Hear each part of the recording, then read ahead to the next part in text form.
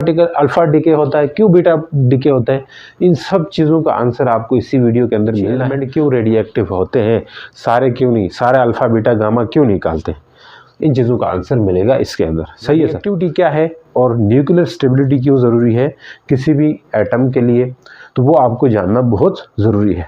तो अस्सलाम वालेकुम, क्या हाल है बच्चों। आज हम पढ़ने वाले हैं अल्फ़ा डीके बीटा डीके, लेकिन इससे पहले हम कुछ और भी पढ़ने वाले हैं कि रेडियोएक्टिविटी क्या होती है और न्यूक्लियर स्टेबिलिटी क्या है, ये पता करने जा रहे हैं। माजरत करता हूँ आप लोगों के लिए, क्योंकि इससे पहले हम बीमार रहे, थोड़ी तबीयत ठीक नहीं थी, इसलिए लेक्चर्स डिले हुए। तो उम्मीद करता हूँ आज के बाद काफ़ी रेगुलर रहेंगे आपके साथ, काफ़ी नहीं बहुत ज़्यादा, ताकि आपके जो पिछले चैप्टर्स हैं वो भी कवर हो जाएं और ये वाला चैप्टर भी कवर हो जाए। तो इस लेक्चर के नोट्स आपको मिल जाएंगे डिस्क्रिप्शन में, और वहाँ जाके क्लिक करें। अपलोड करने के बाद मैं वहाँ पे लिंक दे दूँगा, आप जाके नोट्स डाउनलोड कर सकते हैं। रही बात कि नोट्स कब देखने हैं, लेक्चर पूरा देखो उसके बाद नोट्स देखें और नोट्स डाउनलोड करें। पहले ही डाउनलोड करके नोट्स ही पढ़ने की कोशिश करेंगे तो काफ़ी आपको कन्फ्यूजन होगी आपके लिए।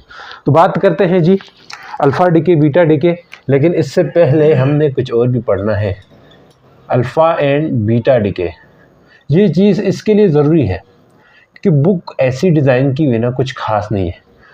टॉपिक्स इससे पहले जो प्री रिक्विजिट जो चीज़ें हैं वो उन्होंने डिस्कस नहीं की है।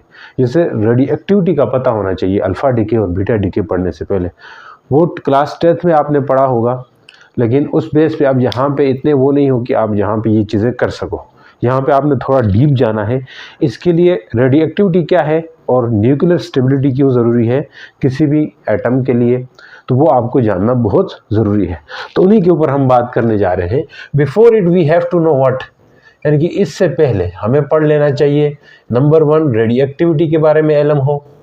यस, सही सुना आपने, रेडियोएक्टिविटी के बारे में। नंबर 2 न्यूक्लियर स्टेबिलिटी के बारे में इल्म हो। हाई, न्यूक्लियर स्टेबिलिटी, इन दो चीज़ों के बारे में आपको काफ़ी सारा इल्म होना चाहिए। तो बात करते हैं रेडियोएक्टिविटी से। अगर किसी ने कुछ भी नहीं देखा रेडियोएक्टिविटी के हवाले से या alpha decay beta decay, direct समझाने पे आ जाए तो कन्फ्यूजन होगी, बहुत ज़्यादा कन्फ्यूजन होती है, और इसके अंदर क्वेश्चंस तो बिल्कुल बनेंगे नहीं, आपसे होंगी नहीं। तो इसलिए ये चीज़ ज़रूरी है, ये लेक्चर देख लें। हो सकता है अल्फ़ा डीके बीटा डीके के लिए हम अलग से लेक्चर बनाएं और उसी में आपको देखना पड़े, लेकिन उसको देखने से पहले ये देखना बहुत ज़रूरी है। तो आपको ये जानना भी बहुत ज़रूरी है। तो रेडियोएक्टिविटी क्या होती है जनाब, नाम तो सुना है, सर सुना तो लगता है, लेकिन 10th क्लास में हमने सही नहीं पढ़ा तो हमें समझ भी नहीं आने वाली। तो आने वाली है, मैं ये हूँ जहाँ पे आप टेंशन मत लें। रेडियोएक्टिविटी द स्पॉन्टेनियस डीके होता है कोई भी न्यूक्लियाई, अनस्टेबल न्यूक्लियाई का खुद से डीके होना और इमिट कर देना अल्फ़ा या beta decay and gamma radiations का डीके करके वो एक स्टेबल न्यूक्लियाई बन जाता है। अब क्यों बनता है, सब चीज़ों का आंसर मिलेगा, आप ज़रा वेट करते जाएं और मेरे साथ साथ चलते जाएं, ठीक है। तो बात करते हैं ये क्या होती है रेडियोएक्टिविटी, द स्पॉन्टेनियस, खुद ब खुद, spontaneous DK of unstable nuclei, spontaneous DK of unstable nuclei emitting, क्या इमिट करती है, मैंने शार्ट लिखी हुई है यहाँ, इससे लंबी डेफिनेशंस भी होती है। Emitting alpha or beta decay, alpha or beta particles, yes ये पार्टिकल्स होते हैं, इनका मेस भी होता है, ये आगे बात की है, जो पीछे बात की थी हमने, आगे भी बात करेंगे।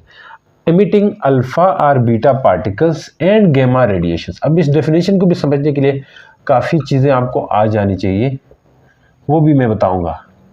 क्या कह रहा है, emitting alpha or beta particles and gamma radiations to achieve, किस लिए, टू अचीव स्टेबिलिटी। यस, सही सुना आपने, ताकि ये स्टेबिलिटी को अचीव करें, इसलिए ये सब एमिट कर रहे होते हैं। अब ज़रा इस डेफिनेशन के ऊपर गौर करें। मैं एक बात कहना चाहूँगा, जब भी रेडियोएक्टिविटी होती है यानी अल्फ़ा बीटा डीके जे होती है, तो वहाँ पे क्या होता है, कोई भी अनस्टेबल न्यूक्लियाई है वो इमिट कर रहा होता है, स्टेबल न्यूक्लियाई का कुछ नहीं। स्टेबल न्यूक्लियाई अपनी ज़िंदगी मस्त जी रहे हैं आराम से, उनको कोई तकलीफ़ नहीं है कि अल्फ़ा निकालने या बीटा निकालने के लिए। अब यह बात आगे हम करेंगे। लेकिन जो अनस्टेबल न्यूक्लियाई होते हैं, अब कौन से होते हैं, क्यों ज़रूरी है अनस्टेबल न्यूक्लियाई के लिए, ये सब चीज़ों का आंसर आपको इसी वीडियो के अंदर मिलेगा। क्यों अल्फा डिके होता है, क्यों बीटा डिके होता है, इन सब चीज़ों का आंसर आपको इसी वीडियो के अंदर मिलना है, तो बने रहिए। तो बात करते हैं जी, अनस्टेबल न्यूक्लियाई इमिट कर रही है क्या, अल्फ़ा या बीटा। अब यहाँ पे मैंने बात की है अल्फ़ा या बीटा, याद ये रखना है कोई भी जब डिके हो रहा हो, अल्फ़ा गामा साथ डिके हो सकते हैं। अल्फ़ा गामा, देखो अल्फ़ा डिके हो रहा हो, अल्फ़ा पार्टिकल निकल रहा हो किसी एटम से, तो इस वक्त बीटा नहीं निकल सकता। यस, ये हम आगे जान के, आगे थोड़े से इस वीडियो में आगे जाके पता चल जाएगा आपको। यस, अल्फ़ा के साथ या तो गेमा निकल सकता है या अल्फ़ा अकेला निकल सकता है। नेक्स्ट, बीटा के साथ बीटा अकेला निकल सकता है या बीटा के साथ गामा निकल सकता है। सही, तो मतलब at a time alpha beta नहीं निकल सकता। यस, इसलिए मैंने ये बात कही है कि अल्फ़ा और बीटा पार्टिकल्स, यानी कि एक ही वक्त में अल्फ़ा निकल सकता है या बीटा निकल सकता है, दोनों एट ए टाइम नहीं निकल सकते। इसलिए इस डेफिनेशन के अंदर ये चीज़ बात ऐड है, आपको बताना ज़रूरी था कि अल्फ़ा या बीटा पार्टिकल्स में से निकलते हैं एंड गेमा रेडिएशन निकल सकती हैं, और गेमा रेडिएशन, गेमा पार्टिकल नहीं होते, वो रेडिएशंस होते हैं, हाई एनर्जी रेडिएशंस होते हैं। सही सर, समझ आ गई। तो क्यों होते हैं ये, अचीव स्टेबिलिटी, ताकि स्टेबिलिटी को अचीव कर सके, स्टेबिलिटी गेन कर सके, इसलिए ये डिके का प्रोसेस हो रहा होता है। और क्यों हो रहा होता है ये सब हम समझेंगे आगे जाके, ग्राफिकल प्लस मैथमेटिकल ये चीज़ें समझ आने वाली। तो ये चीज़ समझ आई। अब अल्फ़ा पार्टिकल रेडिएक्टिविटी जो है, ये सबसे पहले डिस्कवर किया था हेनरी बेकरल ने। इट वाज एक्सीडेंटली, यस, हादसाती तौर पर, हादसाती नहीं, by chance, it was accidentally discover by Henri Becquerel in 1896 1896 में। अब ये कैसे क्या था, स्टोरी है इसके पीछे पूरी, आप गूगल पे या कहीं टाइप करेंगे हेनरी बेकरल की बैकग्राउंड स्टोरी तो आपको मिल जाएगी, तो वो आपके उसमें है भी नहीं, तो इसलिए हम डिस्कस नहीं कर रहे। तो ये एक्सीडेंटली डिस्कवर किया गया था हेनरी बेकरल ने डिस्कवर किया था 1896 में। ठीक है, आज थोड़ा कंप्रोमाइज़ करना मेरे साथ, क्योंकि बीमार होकर पहली दफ़ा आया हूँ ना, इसलिए तो थोड़ा कंप्रोमाइज़ करना होगा। इंशाल्लाह आगे में एनर्जी भी नज़र आएगी आपको, अच्छे से पढ़ाएंगे। तो खैर अभी भी अच्छे से पढ़ाएंगे, मसले नहीं है, यहाँ समझ आ रही है आपको, ऐसा नहीं है कि समझ नहीं आएगी, थोड़ा आहिस्ता जाएंगे लेकिन कंप्रोमाइज़ कर दे। तो इट वाज एक्सीडेंटली डिस्कवर किया था किसने, हेनरी बेकरल ने। अब यहाँ पे कुछ चीज़ें आपको बताऊँ रेडियो एक्टिविटी के लिहाज से, उसके कुछ कैरेक्टरिस्टिक्स से, जस्ट रेडियो एक्टिविटी के कुछ कैरेक्टरिस्टिक्स से। ये सब चीज़ें आपके कंसेप्चुअल टर्म्स हैं, इसको आप समझना आपके लिए ज़रूरी है। इसकी कैरेक्टरिस्टिक्स क्या है, नंबर 1, ये रेडियो एक्टिविटी का जो प्रोसेस है ये स्पॉन्टेनियस होता है। क्या होता है, स्पॉन्टेनियस होता है। क्या मतलब है, अकर्स बाय इटसेल्फ, मीन्स इसका क्या मतलब है, इसका मतलब है spontaneous means occurs by itself, ये खुद ब खुद शुरू होता है, खुद ब खुद हो रहा है, प्रोसेस ऐसा है। नेक्स्ट, इस बात की समझ आई, खुद ब खुद हो रहा है। स्पॉन्टेनियस का मतलब ये होती है, स्पॉन्टेनियस रिएक्शन, नॉन स्पॉन्टेनियस की चीज़ें आप पढ़ चुके हो ना, केमिस्ट्री में भी पढ़ते हो, तो ये बात समझ आ गई सर। नेक्स्ट, ये जो रेडिएक्टिविटी का जो प्रोसेस है ये डिपेंड नहीं करता टेम्परेचर पे। मान ले बहुत ज़्यादा गर्मी है तो ऐसा नहीं कि वहाँ पे नहीं होगा, या बहुत ज़्यादा ठंड है, टेम्परेचर कम है तो वहाँ रेडिएक्टिविटी का प्रोसेस नहीं हो रहा है, ये हमारी गलतफहमी है। होगा, हर किसी टेम्परेचर में ये रेडिएक्टिविटी का प्रोसेस होता है। तो ये इसलिए हम लिख सकते हैं not depends on temperature and pressure. हाँ, हाई प्रेशर है, लो प्रेशर है, ऐसा मत समझना कि वहाँ रेडिएक्टिविटी नहीं होगी, होगी। तो ये प्रेशर पे भी डिपेंड नहीं करता। नेक्स्ट बात, तीसरी बात है, तो वो क्या है, केमिकल कंडीशन पे डिपेंड नहीं करता, just not depends on chemical condition, chemical conditions पे डिपेंड नहीं करता। ये क्या चीज़, रेडियोएक्टिविटी। सर ऐसा क्यों करता है, केमिकल कंडीशन पे क्यों नहीं करता? बिकॉज केमिकली कोई चेंज आती है वो इलेक्ट्रॉन्स की वजह से आती है। ये तो न्यूक्लियंस की बात हो रही है, न्यूक्लियर फिजिक्स की बात हो रही है। इसके अंदर सिर्फ न्यूक्लियंस होंगे, यानी प्रोटॉन और न्यूट्रॉन है। ये अलग बात है, आपके जहन में सवाल आ सकता है कि सर बीटा डिके होता है तो उस वक्त तो इलेक्ट्रॉन निकल रहा होता है, बीटा नेगेटिव डिके या बीटा पॉजिटिव में पॉजिट्रॉन निकल रहा होता है। ऐसा कुछ नॉलेज है आपके बैकग्राउंड में, लेकिन ये चीज़ें मैं बताऊंगा आगे जाके, कैसे इलेक्ट्रॉन निकला तो पॉजिट्रॉन निकला। ये आगे अल्फा डिके बीटा डिके में अच्छे से हम समझने वाले हैं, अच्छे से उसको कूट कूट के पीने वाले हैं दिमाग में, ठीक है जी। तो ये आपको मैं बताना चाहूँगा कि ये केमिकल कंडीशन पे डिपेंड नहीं करता कि केमिकली कोई एक चीज़ दूसरी चीज़ के साथ रिएक्ट करता है तो उस टाइम इलेक्ट्रॉन इन्वॉल्व होता है ड्यूरिंग रिएक्शन। जी आप देख चुके हैं केमिस्ट्री में, तो यहाँ पे कोई इलेक्ट्रॉन इन्वॉल्व नहीं है, ना ही कोई इलेक्ट्रॉन इन्वॉल्व है, ना ही कोई केमिकल बॉन्ड इन्वॉल्व होता है। No electron and chemical bonds are involve. Because क्यों है? Because no electrons and chemical bonds are involve, इसलिए ये केमिकल कंडीशन पे डिपेंड नहीं करता रेडियोएक्टिविटी का प्रोसेस। तो बहुत ही मतलब हाई एनर्जेटिक प्रोसेस है ये। समझ आई ये बात? समझ आई? अब देखें, अब रेडियोएक्टिविटी को लेके आपके जहन में सवाल उठ रहा होगा कि वजह क्या है रेडियोएक्टिविटी होने का। ये जो अनस्टेबल न्यूक्लियर डिके हो रहा है अल्फा बीटा गामा में, तो क्यों हो रहे हैं ये सब? What is the cause of radioactivity? Radioactivity की वजह क्या है? और दूसरी सवाल ये उठ रहा होगा कि सब रेडियोएक्टिव क्यों नहीं होते, सब अल्फा बीटा गामा क्यों नहीं निकालते, सिर्फ कुछ ही क्यों? इन सब चीज़ों का आंसर मिलेगा आगे, इंतज़ार में रहें। तो थोड़ा सा तजस्सुस आपके अंदर होना चाहिए, बैठाना चाहिए कि जिससे आप बने रहें मेरे साथ। तो ये सब चीज़ों का आंसर क्वेश्चन कर करके अपने आप से हम सीखेंगे। हम जीतेंगे नहीं, हम सीखेंगे तो फिर जीतेंगे ना, सीखेंगे तो फिर पेपर्स में जीतोगे। सही सर। तो क्वेश्चन है आपके लिए, what is cause of radioactivity? इनका आंसर कहाँ मिले? What are cause of, are लिखे ना, काज ऑफ रेडियोएक्टिविटी, क्या वजूहात हैं रेडियोएक्टिविटी के? एक इस सवाल का आंसर आना चाहिए आपको। Why some elements are radioactive? Why some elements are radioactive? आवाज़ में आपको खराबी नज़र आ रही है? मेरी आवाज़ में कुछ खराबी है? Radioactive, Why some elements are radioactive? कुछ ही एलिमेंट क्यों रेडियोएक्टिव होते हैं, सारे क्यों नहीं, सारे अल्फ़ा बीटा गामा क्यों निकालते हैं? इन चीज़ों का आंसर मिलेगा इसके अंदर। सही है सर। इन दोनों सवालों को समझने से पहले या समझने के लिए आपको पता होना चाहिए न्यूक्लियर स्टेबिलिटी। मैंने कहा था ना, दो चीज़ों का इल्म होना चाहिए अल्फा बीटा डिके समझने के लिए।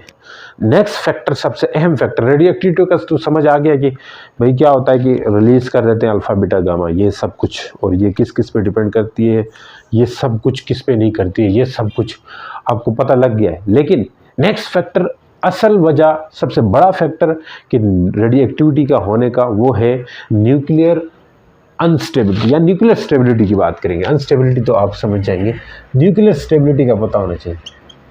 न्यूक्लियर स्टेबिलिटी, अब यहाँ पे न्यूक्लियर स्टेबिलिटी की डेफिनेशन लिखवा के मैं शुरू नहीं करवाने वाला हूँ, मैं जस्ट बताना चाह रहा हूँ कि न्यूक्लियर स्टेबिलिटी होगी तो तब वो न्यूक्लियर स्टेबिलिटी होगी तो तब अल्फ़ा बीटा डिके नहीं होगा। न्यूक्लियर स्टेबिलिटी जब होगी तब रेडियोएक्टिविटी का प्रोसेस नहीं होगा। यस, न्यूक्लियर स्टेबिलिटी यानी कि न्यूक्लियस उसका स्टेबल है। न्यूक्लियस स्टेबल होने का मतलब क्या है? उसके अंदर मौजूद फोर्सेस स्टेबल है। न्यूक्लियस के अंदर एक चीज़ याद रखें, कोई भी न्यूक्लियस है उसके अंदर न्यूट्रॉन होते हैं, प्रोटॉन्स होते हैं, ये बात तो समझें। इनके बीच में न्यूक्लियंस को यानी प्रोटॉन न्यूट्रॉन को जोड़ के रखने वाली फोर्स को क्या बोलते हैं? Nuclear force. यानी कि अनस्टेबल होने की वजह भी यहाँ पे निकल जाएगी। नेक्स्ट, इनके बीच में न्यूक्लियर फोर्स होती है न्यूक्लियंस के बीच में, लेकिन proton proton plus plus charge होता है, तो इनके बीच में इलेक्ट्रोस्टैटिक रिपल्सिव फोर्स होती है। ये अभी के लिए जान लो, इलेक्ट्रोस्टैटिक रिपल्सिव फोर्स। क्यों? सेम चार्ज इसलिए।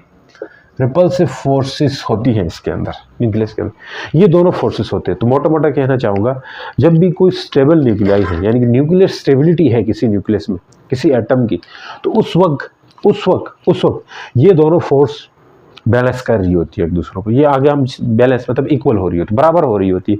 जब ये दोनों फोर्सेस बराबर है वो न्यूक्लियर स्टेबल न्यूक्लियाई कहलाता है। लेकिन अच्छे से अच्छा आंसर हमने जानना है, तो न्यूक्लियर स्टेबिलिटी दो चीज़ों पर डिपेंड करती है। अब ये दोनों फोर्सेस कब ज़्यादा या कब कम हो सकती है, खुद ही सोचो। प्रोटॉन्स का तादाद कम ज़्यादा हो जाए, न्यूट्रॉन्स की तादाद कम ज़्यादा हो जाए। प्रोटॉन्स की तादाद न्यूट्रॉन्स की तादाद पे ही तो डिपेंड करेगी ये दोनों फोर्सेस। ये दोनों फोर्सेस, न्यूक्लियर स्टेबिलिटी इन दो फोर्सेस पे डिपेंड करती है। अब ये दोनों फोर्सेस किस पे डिपेंड कर रही होंगी? न्यूट्रॉन्स की तादाद और प्रोटॉन्स की। प्रोटॉन्स कितने हैं, न्यूट्रॉन्स कितने हैं, इन्हीं चीज़ों पे तो डिपेंड करेगी। समझ आ रही कि नहीं आ रही? तो मैं कह सकता हूँ न्यूक्लियर स्टेबिलिटी डिपेंड किस पे करती है? डिपेंड्स ऑन, हम लिख सकते हैं जी, it depends on number of protons, just number of protons and number of neutrons. Yes, सही सुना आपने, इन पे डिपेंड करती है। अब एक चीज़, एक पुराना डेटा है, एक नया डेटा है, तो बास बुक्स लिखते हैं, ओल्ड बुक्स है ना, ओल्ड डेटा, ओल्ड रिकॉर्ड क्या है, कहा गया है टोटल जो अमंग है टोटल 1500 न्यूक्लियाई है। 1500 न्यूक्लियाई है, उसमें से only 260 are stable.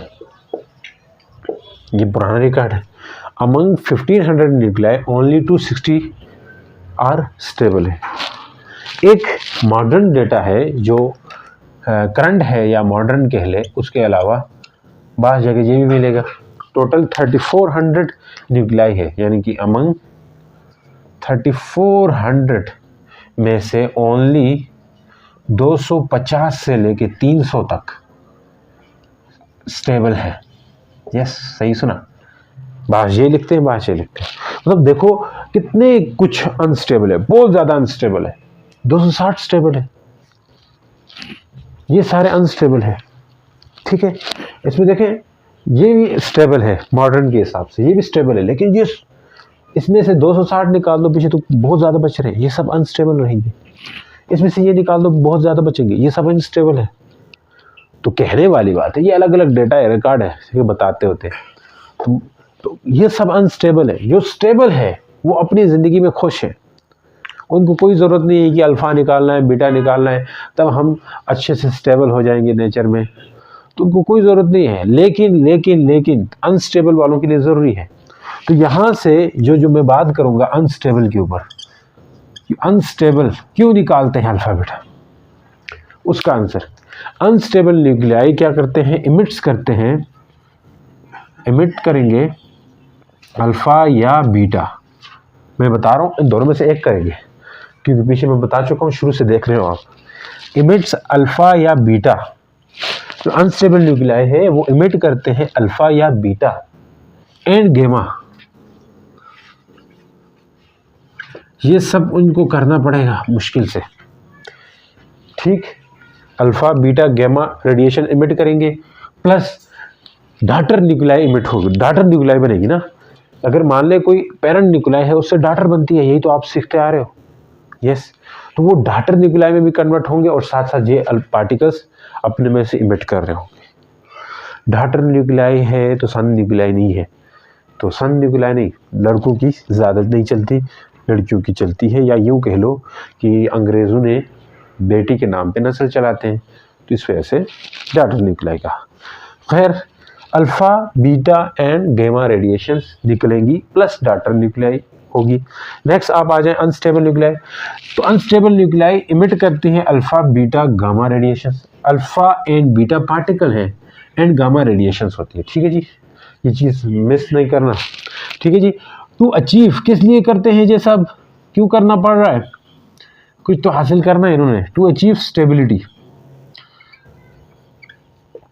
Stability achieve करने के लिए। अब ये स्टेबिलिटी किन की होगी, किन की नहीं होगी, स्टेबिलिटी किन की होगी, किन की नहीं होगी, ये चीज़ हमें पता चलेगा किसी भी एटम के न्यूक्लियस के अंदर न्यूक्लियंस की रेशो निकाल के, मैं क्या कह रहा हूँ, न्यूक्लियस मतलब न्यूट्रॉन और प्रोटॉन की रेशो हमें बताएगी कि ये एटम स्टेबल है या अनस्टेबल है। अब दूसरा बात था, why some elements are radioactive, what is the cause of radioactivity, radioactivity की काज क्या है, रेडियोएक्टिविटी की काज क्या है, क्यों करना चाहते हैं रेडियोएक्टिविटी, स्टेबिलिटी अचीव करने के लिए। यस, आंसर मिल गया। Next, why some elements are radioactive, कुछ क्यों रेडियोएक्टिव है, तो इसका आंसर मिलेगा आपको कि हमें पता चलना चाहिए रेडियोएक्टिव कौन से होंगे, ये पता चलेगा न्यूट्रॉन्स और प्रोटॉन की रेशो, किसकी रेशो से, रेशो किस किस की, न्यूट्रॉन्स डिवाइडेड बाय प्रोटॉन्स की रेशो, इसकी रेशो से पता चलेगा, जिसको n/p कहा जाता है या n/z कहा जाता है। z क्यों, क्योंकि z और p एक ही बात है, पढ़ी हो ना कि प्रोटॉन ही तो एटॉमिक नंबर कहलाता है, z क्या है, एटॉमिक नंबर है। जितने प्रोटॉन होंगे वही एटॉमिक नंबर होगा, जितना p होगा उतना z होगा। तो इस रेशो से हमें पता चलेगा कि कौन सा एटम या कौन सा न्यूक्लियाई स्टेबल है या अनस्टेबल है, ये हमें इधर से पता चलेगा। अब इस चीज़ को हम डिटेल में डिस्कस करने वाले हैं, बने रहना हमारे साथ, ठीक है सर। मिटा दें अपनी हस्ती को अगर तुम क्या चाहते हो। सर रेगुलर लेक्चर्स अपलोड हो सकते हैं, जी हाँ हो सकते हैं, इंशाल्लाह कोशिश करेंगे हम अपनी पूरी, ताकि आपका टाइम कम है तो कोर्स जल्द से जल्द ख़त्म हो जाए। नेक्स्ट, अब यहाँ पे हम बात करना चाह रहे थे फॉर लाइट न्यूक्लियाई। एक होते देखो लाइटर न्यूक्लियाई होंगे, एक हेवियर न्यूक्लियाई। अब लाइटर हेवियर का क्या चक्कर है, एटॉमिक नंबर के बेस पे, उनके बेस पे बात करेंगे। For light nuclei, light nuclei, अब लाइट यानी कि जिनका एटॉमिक नंबर मेस नंबर कम है उनको लाइट न्यूक्लियाई, उनका एटॉमिक नंबर क्या होता है, less than or equal to 20। 20 से बड़ा होगा तो वो हैवी न्यूक्लियाई कहलाएगा, 20 से लेस वाले को लाइटर न्यूक्लियाई कहा गया है। ये एक्सपेरिमेंटल रिजल्ट है। अब यहाँ मैं बातें बताऊंगा कि ये इतने पे स्टेबल होगा, इतने पे स्टेबल नहीं होगा, ऐसी ऐसी बातें मैं करूंगा, लेकिन ये बातें एक्सपेरिमेंटली प्रूव है, मतलब उनके ऊपर एक्सपेरिमेंट किया है, उनसे डाटा निकलवाई है, फिर वो पता चला है कि ये इतने पे स्टेबल हो रहा है, इतने पे स्टेबल नहीं हो रहा। तो मोस्टली ज़्यादातर न्यूक्लियाइज जिनका एटॉमिक नंबर लेस देन 20 है या इक्वल टू 20 है, उनको लाइट न्यूक्लियाई क्या है, उनके ऊपर स्टेबिलिटी का, न्यूक्लियर स्टेबिलिटी का, न्यूक्लियस स्टेबल होगा तो कोई रेडिएशन या रेडियोएक्टिविटी का प्रोसेस नहीं होगा। न्यूक्लियस अनस्टेबल होगा यानी न्यूक्लियर इंस्टेबिलिटी जब आएगी तब रेडियोएक्टिविटी का प्रोसेस हो रहा होगा। याद रखें एक एक बात को। तो यहाँ पे मैंने कहा कि ये लेस देन 20 यानी एटॉमिक नंबर वाले न्यूक्लियाइज के लिए अलग वो है, तो इक्वल टू 20 भी हो सकता है, यही तो मतलब है ना, लेस आर इक्वल यानी कि 20 के बराबर या 20 से कम। तो यहाँ पे मैं बात करना चाहूँगा कुछ न्यूक्लियाइज के बारे में। एग्जाम्पल, इनके लिए एक रेशो है, स्टेबिलिटी कब होगी, स्टेबिलिटी विल अचीव, इनके लिए स्टेबिलिटी तब होगी for light nuclei, for light nuclei stability will achieve, नीचे लिख देना आप ये, व्हेन क्या होना चाहिए, व्हेन n यानी number of neutrons nearly equal to z atomic number, या number of neutrons nearly equal to protons. Yes, ये भी ये कह सकते हैं, यानी नंबर ऑफ न्यूट्रॉन्स और प्रोटॉन लगभग इक्वल होना चाहिए। जिस किसी एटम के न्यूक्लियस में प्रोटॉन और न्यूट्रॉन लगभग बराबर हो वो स्टेबल होते हैं, वो स्टेबल होते हैं, वो स्टेबल होते हैं। या इसको एक और तरह से भी लिखा, बास बुक ये लिखते हैं, when n to z, z क्या चीज़ है, z और n इक्वल होते हैं, r n/p neutron to proton ratio equal to 1, यानी ये 1 के इक्वल हो जाए तो तब न्यूक्लियर स्टेबिलिटी अचीव होगी। इन दोनों की रेशो 1 के इक्वल हो जाए तो तब न्यूक्लियर स्टेबिलिटी अचीव्ड होगी। अब ऐसा एक एग्जांपल देख लें, ऑक्सीजन 16 और 8, तो इसमें नंबर ऑफ न्यूट्रॉन्स कितने हैं बच्चों, नंबर ऑफ न्यूट्रॉन 8 है, नंबर ऑफ प्रोटॉन कितने हैं 8 है, तो यहाँ n/p कर दो आप, 8/8 तो 1। यस, रेशो 1 है, स्टेबल है, स्टेबल है, सही सुना। लेकिन ये लाइट न्यूक्लियाई के लिए तो ठीक अप्लाई होता है, आगे हैवी न्यूक्लियाई के लिए ये चीज़ अप्लाई नहीं होती। वहाँ क्यों नहीं होती वो मैं बात बताऊंगा। अब दूसरी बात, कार्बन 16 की ले ले, हाँ कार्बन 12 की ले लो, तो इसमें क्या होगा, न्यूट्रॉन्स कितने हैं 6, प्रोटॉन्स कितने हैं 6, तो n/p करने हैं 6/6 कितना आ रहा है 1, तो ये स्टेबल है, मस्त जी रहा है अपनी ज़िंदगी। अब कार्बन का ही एक आइसोटोप है, जो एग्जांपल्स में आपने देखी होंगी, भर के 10th क्लास में भी देखी है, या रेडियोएक्टिविटी के एग्जांपल में देखेंगे, वहाँ अब इस चीज़ का आंसर मिलेगा कि कार्बन 12 क्यों नहीं लिया सर, आप पूछना ना क्लास में कि कार्बन 12 क्यों नहीं रेडियोएक्टिव होता है, कार्बन 14 ही क्यों, ये एग्जाम्पल में लिया रहता है अक्सर बुक्स में क्या ये रेडियोएक्टिव है, अब पता चलेगा। न्यूट्रॉन्स कितने हैं बच्चों 8, प्रोटॉन्स कितने हैं 6 है, तो यहाँ पे n/p करना, ये 8/6 कर दो, 8/6 कर दो, तो इससे आता है कितना है 1.33।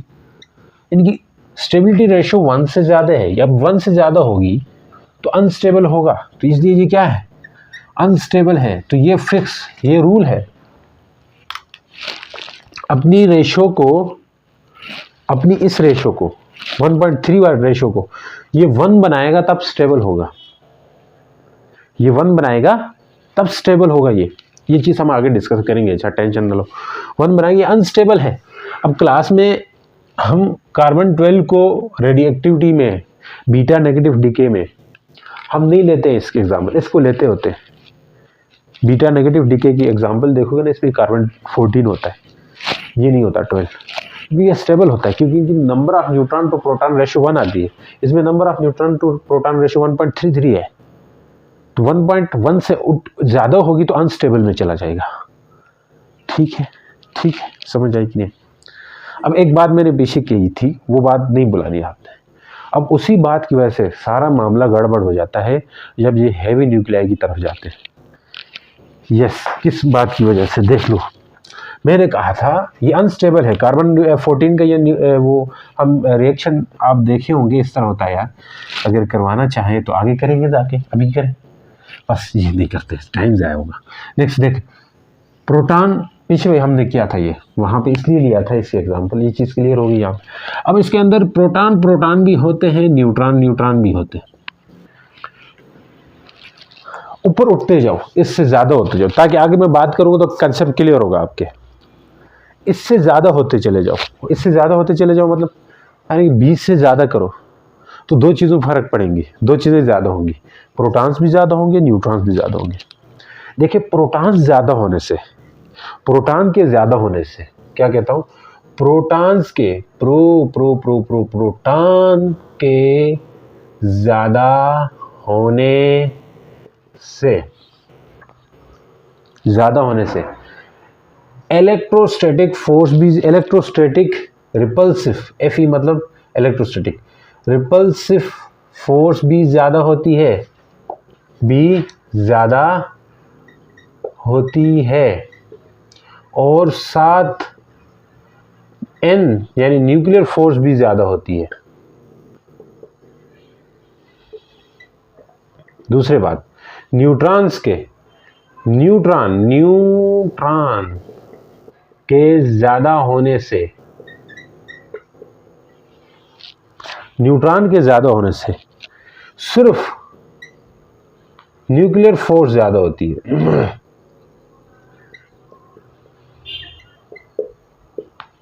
न्यूक्लियर फोर्स ज़्यादा होती है। अब हैवी न्यूक्लियाई में ये लांजे बड़ा ज़्यादा होता है।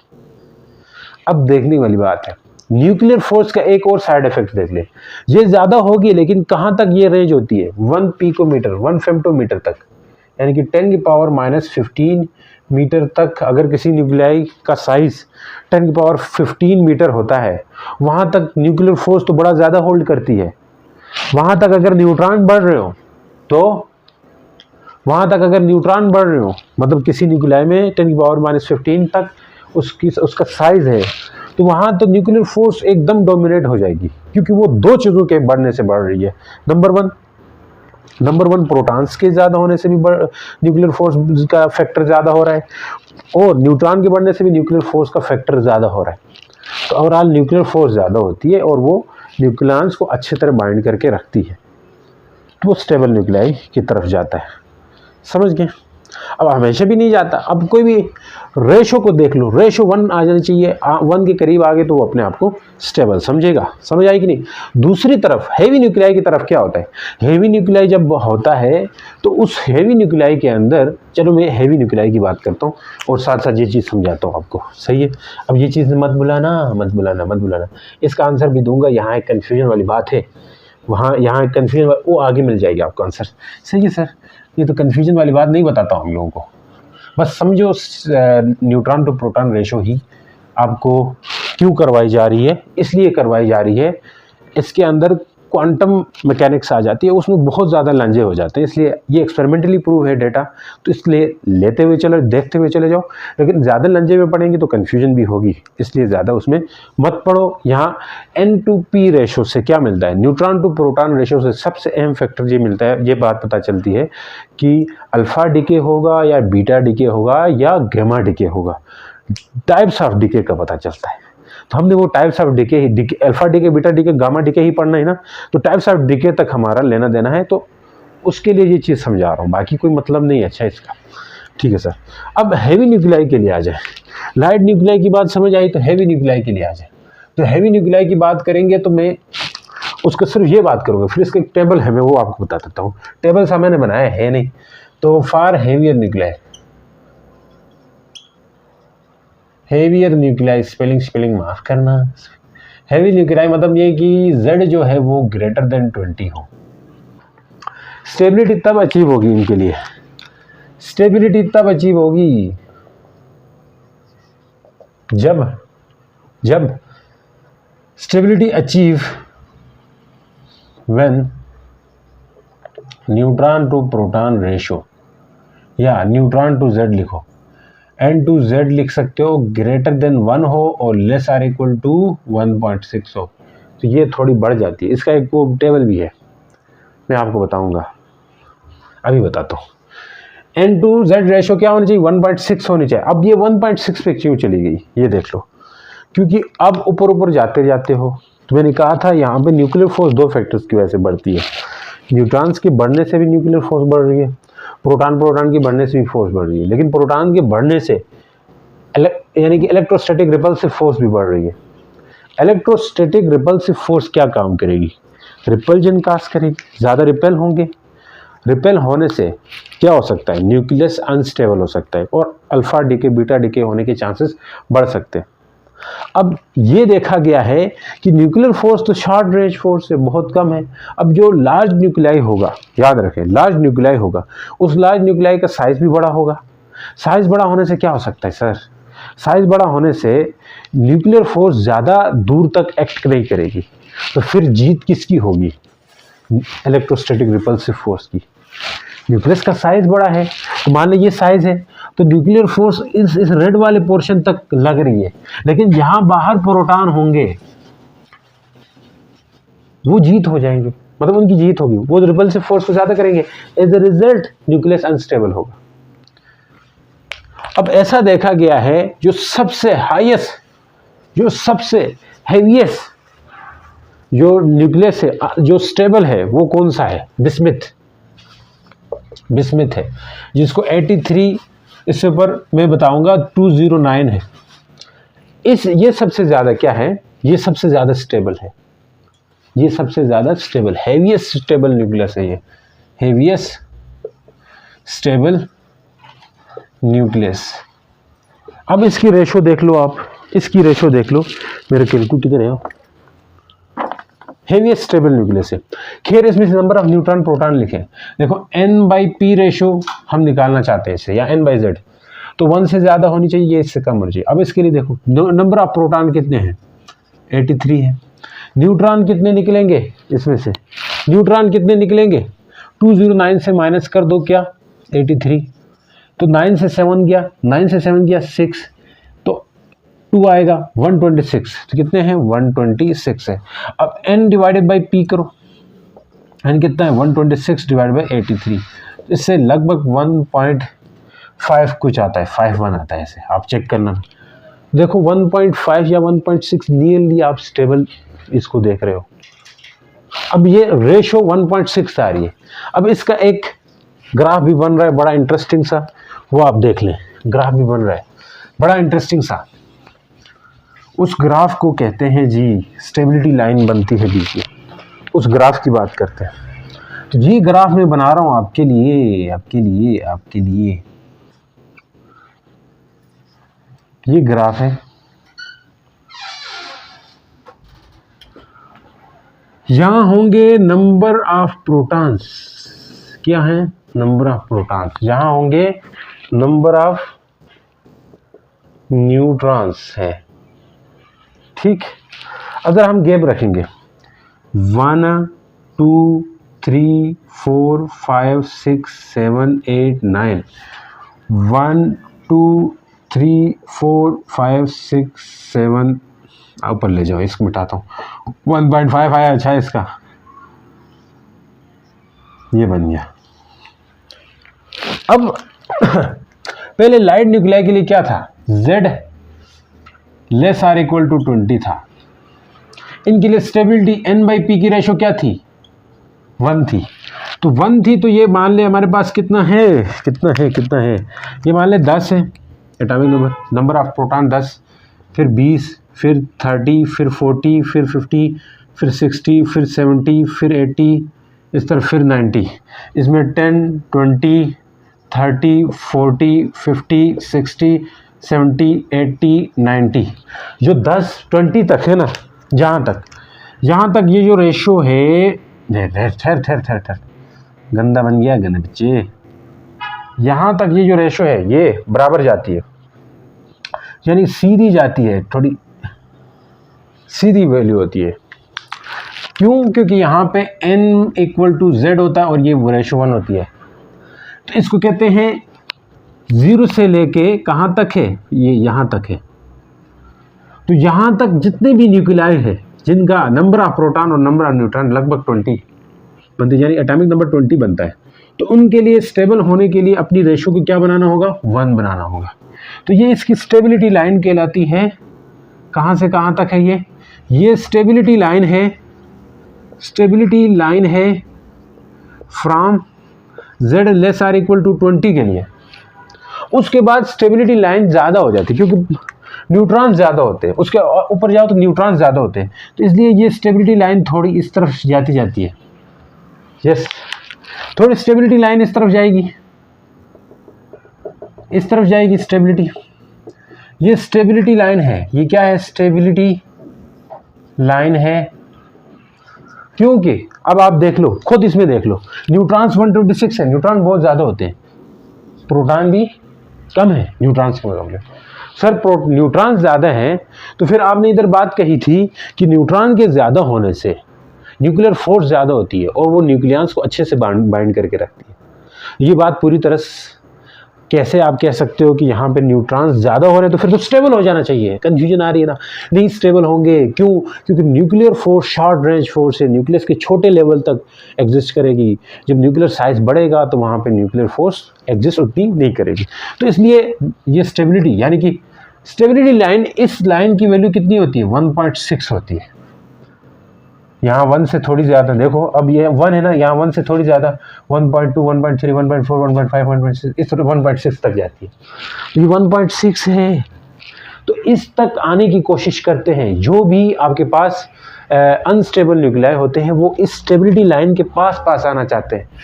अब देखें, जिनमें न्यूट्रॉन्स बहुत ज़्यादा होंगे, यहाँ पे इसमें ये जो डाट है ये न्यूक्लियस है, बहुत छोटे छोटे न्यूक्लियस है, ये भी डाट वाले छोटे छोटे न्यूक्लियस है। एक बात बताना चाहूँगा, जिसके न्यूट्रॉन्स ज़्यादा हैं, न्यूट्रॉन्स ज़्यादा है, प्रोटॉन्स बहुत कम है, न्यूट्रॉन्स ज़्यादा है, प्रोटॉन्स बहुत कम है, न्यूट्रॉन ज़्यादा है, बहुत प्रोटॉन कम है, तो वो हमेशा इस तरफ आएंगे, इस तरफ आएंगे, इस तरफ आएंगे। जिसके प्रोटॉन बहुत ज़्यादा है, न्यूट्रॉन कम है, तो वो इस तरफ आने की कोशिश करेंगे, अपने रेशो को बढ़ाना चाहेंगे। जो यहाँ है न्यूट्रॉन ज़्यादा है, प्रोटॉन कम है, तो रेशो ज़्यादा होगी इनकी, 1.6 से ज़्यादा होगी, 1.6 से ज़्यादा होगी। वो अपने रेशो को कम करना चाहेंगे, अब एग्जैक्ट 1.6 भी नहीं होती, लेकिन वो कम कर रहे होते हैं, रेशो को अपनी कम कर रहे होते हैं। मान लें किसी की 1.58 है तो वो 1.53 करवा देगा, कम करवा देगा। रेशो हमेशा कम करवाना, ये एक्सपेरिमेंटल रिजल्ट है, ऐसा नहीं है कि फिक्स है 1.6, लेकिन लगभग ये इस तरफ आने का अपनी कोशिश करते हैं, अपनी रेशो को घटाना चाहते हैं। जो जिनके प्रोटॉन्स ज़्यादा हैं वो अपनी रेशो को, न्यूट्रॉन्स ज़्यादा है वो रेशो को कम करना चाहते हैं। देखो यहाँ न्यूट्रॉन्स है ना, नंबर ऑफ न्यूट्रॉन्स है, तो एक चीज़ यहाँ पे है तो इसके न्यूट्रॉन्स तो ज़्यादा होंगे, ग्राफ तो आता है समझ आपको। न्यूट्रॉन्स जहाँ पे हो तो देखो जो पॉइंट ये नंबर ऑफ न्यूट्रॉन्स की तरफ होगा, जो डार्ट यहाँ मैं लगा रहा हूँ न्यूट्रॉन्स की तरफ होगा, तो वो डार्ट का मतलब है वहाँ पे न्यूट्रॉन्स ज़्यादा हैं। जो लाइन या जो पॉइंट इस नंबर ऑफ प्रोटॉन की तरफ ज़्यादा होगा तो वहाँ पे प्रोटॉन्स ज़्यादा होंगे। समझ आई कि नहीं? अब आप ये जो रेशो है ये फिक्स है, तो किसी भी alpha decay, beta decay, beta negative, beta positive में ये चीज़ हो रही होती है। अब मैं जब ये चीज़ शो भी करवाऊंगा, कंफ्यूज मत होना कि वहाँ पे वो अपनी रेशो को या तो कम कर रहे होते या तो बढ़ा रहे होते। एक चीज़ इसी को मैं यहाँ पे लिखूंगा, आप समझ जाएंगे। सही है जी। अब देखिए जी, अल्फा डिके में हमेशा, अब ऐसा नहीं 1.6 ये फिक्स नहीं है, हर एक के लिए अलग अलग होगी रेशो। इससे हमें बहुत सारे न्यूक्लियर फ्यूजन होता है या अल्फा डिके, बीटा डिके होता है, ये चीज़ पता चलती है। तो क्यों होता है ये भी पता चलता है, इसलिए ये रीज़न हम यहाँ सीख रहे हैं। तो ये अल्फा डिके, बीटा डिके में बहुत आपकी हेल्प करेगी। तो अल्फा डिके में N2Z कहो या NP यानी N/P भी कह सकते हैं, Z को, रेशो हमेशा डिक्रीज होती है, हमेशा डिक्रीज। यानी कि यहाँ पे जो न्यूक्लियस एग्जिस्ट करेंगे वो हमेशा अपनी NP रेशो को कम करके 1.6 के आसपास जाने की कोशिश करेंगे। अब देखें, अब अल्फा डिके हो रहा है यहाँ पे यूरेनियम से 234 और 92 निकल रहा है, और यहाँ पे प्लस हीलियम न्यूक्लियस निकल रहा है। हीलियम न्यूक्लियस ही आपके पास क्या होता है, अल्फा पार्टिकल, इसको अल्फा पार्टिकल कहते हैं। अल्फा पार्टिकल निकल रहे हैं, तो उस वक्त क्या हो रहा है, इसमें देखें न्यूट्रॉन, प्रोटॉन कितने होंगे, नीचे वाले प्रोटॉन होते हैं, न्यूट्रॉन कितने होंगे 146। न्यूट्रॉन कैसे निकालते हैं, 238 से आप 92 यानी कि इससे ये माइनस करो, यानी कि मैथ से एटॉमिक नंबर माइनस करो, तो इससे कितना आता है 146। तो n कितना है 146 है न्यूट्रॉन, p कितना है 92 है, 146 डिवाइड में 92 करेंगे 1.58 आएगा। ये अल्फा डिके से पहले इसकी NP रेशो ये थी। बाद में आफ्टर आ जाओ, P अब कितना है, थोरियम है, थोरियम TH थोरियम 92 है। प्रोटॉन न्यूट्रॉन इसी तरह निकालोगे माइनस करके, तो ये कितना आएंगे 142, आप चेक कर सकते हो। N/P रेशो करना है उसमें, क्योंकि N को डिवाइड किया P से तो ये 1.54 आई है। तो NP डिक्रीजेस हो रही है, जब डिक्रीज होगी उसके बाद Fe बराबर होगा N के। देखो ये जो अल्फा डिके होता है ना, उसमें NP रेशो कम होती है, number of proton to neutron ratio कम होती है। फिर कम होने के बाद न्यूक्लियर और इलेक्ट्रोस्टैटिक फोर्स बैलेंस होती है। मैंने पहले कहा था, आखिर तक रुके रहना, क्योंकि न्यूक्लियर फोर्स और इलेक्ट्रोस्टैटिक फोर्स जो कि न्यूट्रॉन के बढ़ने से आती है, ये दोनों अनबैलेंस होते तो डिके होना शुरू हो जाता है। अब ये इसकी अनबैलेंस थी, यहाँ पे यूरेनियम 238 का अनबैलेंस था, उससे ये NP रेशो को कम करके क्या करवा देंगे, इलेक्ट्रोस्टैटिक फोर्स और न्यूक्लियर फोर्स को बैलेंस करवा देंगे, और ये बैलेंस हो जाएगा, और बैलेंस होने से ये एक स्टेबल न्यूक्लियाई बन जाएगा, बैलेंस होने से एक स्टेबल न्यूक्लियाई। तो यहाँ पे जो होंगे NP रेशो को हमेशा कम करवाना चाहेंगे, NP रेशो को कम करवाएंगे, NP रेशो को डिक्रीज करेंगे, और होगा क्या, अल्फा डिके हो गया, अल्फा डिके हो गया। समझ आई कि नहीं? अब इसी तरह बीटा डिके भी होता है, वो भी दो तरह के होते हैं ना, beta decay, beta negative, beta positive, ये दोनों भी इधर से पता चलेगी। ये रीजन आपको आगे मैं नेक्स्ट लेक्चर अपलोड करूंगा, यहाँ पे आपको रिकेप में शुरू में दे दूंगा। अगर इधर समझते हो तो और अच्छा है, डिटेल में बात की हम। अब देखें वो बात समझ आपको आ गई होगी। अब बीटा माइनस डिके का देखो, बीटा माइनस डिके में N2Z या NP रेशो होती है, वो डिक्रीज हो रही होती है। जिस तरह NP रेशो डिक्रीज यहाँ अल्फा डिके में भी मैंने लिखा है, बीटा डिके में भी इस तरह होता है। अब देखें कार्बन 14, मैंने शुरू में कहा था कार्बन ये एक लाइट न्यूक्लियाई है लेकिन अनस्टेबल है। क्यों है? क्योंकि इसके अंदर number of proton to neutron ratio देखोगे तो वो 1.33 थी, मैंने वहाँ बताई थी।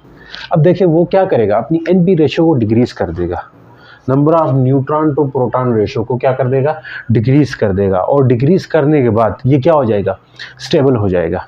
डिक्रीज कितना करता है वो आपको इधर से पता लग रहा होगा, चलो मैं बता देता हूँ। ये कार्बन 14 से ये नाइट्रोजन में कन्वर्ट हो गया, बीटा नेगेटिव डिके हो गया। अब ये नेगेटिव डिके बीटा माइनस क्या है, ये सब कुछ हम अल्फ़ा बीटा डिके के अंदर जाके समझेंगे।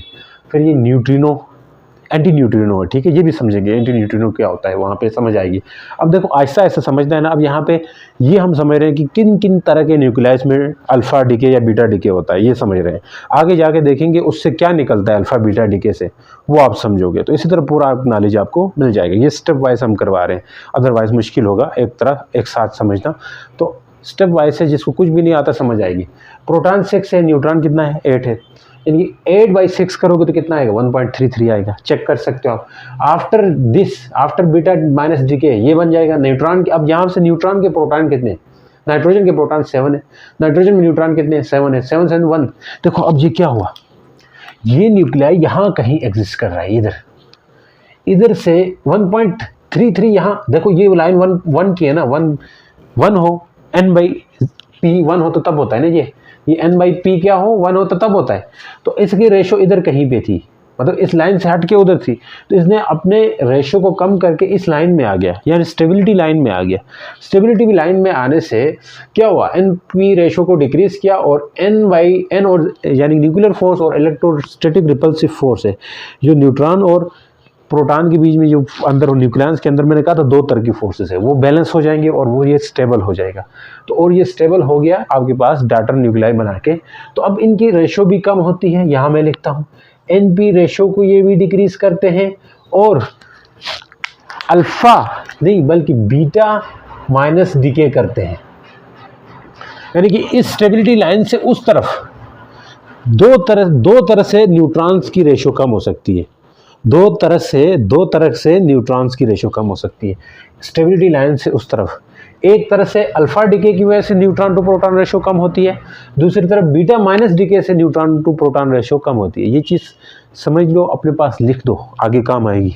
ठीक है सर, नेक्स्ट। अब देखें जी, बीटा प्लस डीके में क्या होता है कि बीटा प्लस डीके में एन पी या n/z रेशो है ना, वो इंक्रीज हो जाती है, उल्टा हिसाब है।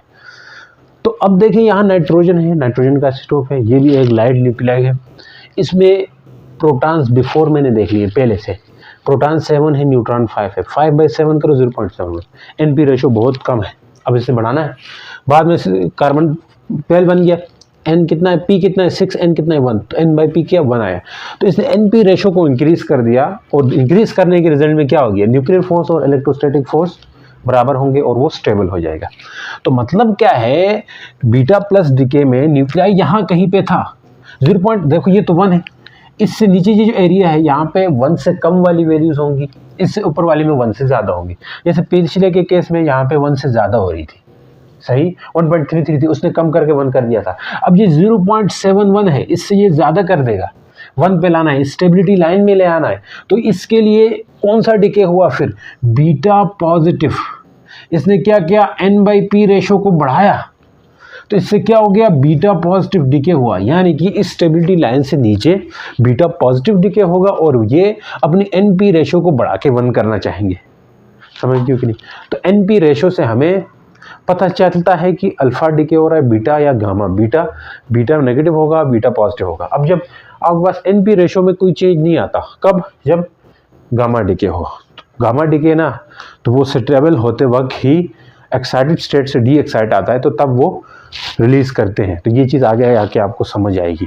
तो इन चीज़ों को अच्छे से जान लो, एक ग्राफ को अच्छे से जान लो, तो आगे ये आपको मदद देगी कि अल्फा डीके क्यों हो रहा है, बीटा डीके क्यों हो रहा है। ये चीज़ समझ आई होगी। अगला लेक्चर काफ़ी दुमदार होने वाला है, तो इंतज़ार में रहें और कमेंट करके बताएं कैसा रहा ये लेक्चर। तो मिलते हैं नेक्स्ट लेक्चर के साथ। Thank you so much for your support, for your loving. तो मिलते हैं नेक्स्ट वीडियो के अंदर। अल्लाह हाफिज़।